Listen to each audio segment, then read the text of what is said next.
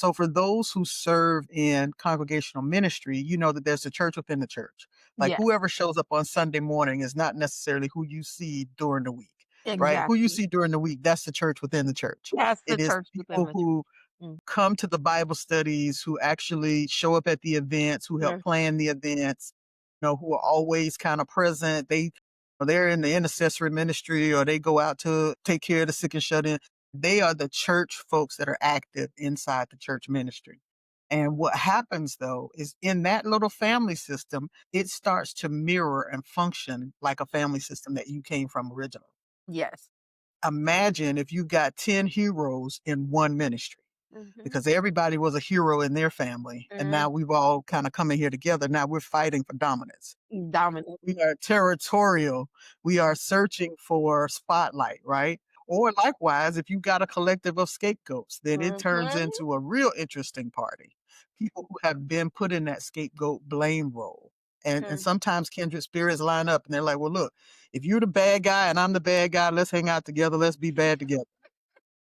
Let's set it off. And I'm just talking about kind of in the life of the church. And it happens because it replicates what Mhm. we have encountered typically within the family systems that we had originally.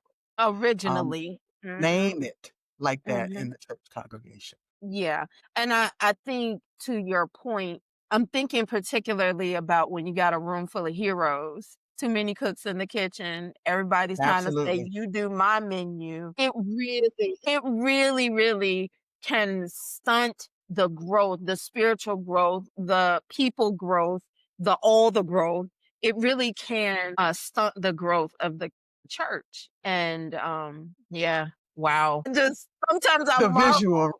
Yes, because I marvel when we have these kind of conversations because I'm like, why is everybody not wanting to study this? Like, this is so fascinating to me when I think about just how we function in family or how we dysfunction in family, you know, how people can so quickly say we are the family of God, and particularly in Christian context, and not see the parallels between, like, we literally call ourselves the family of God. So why, and we call each other brother and sister or my sibling in Christ. Why wouldn't this operate the same way?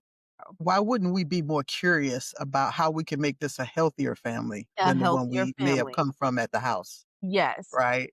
Yes. Because we know that our families have certain areas where they're not healthy. We'll just say that. And then what we're not necessarily paying attention to is coming into a church community and trying to replicate that. Because oftentimes it may not be in our awareness that we're Yes. replicating that, but we are. We're Yeah. trying to recreate something that feels normal to us, Normal. something that What feels feels familiar.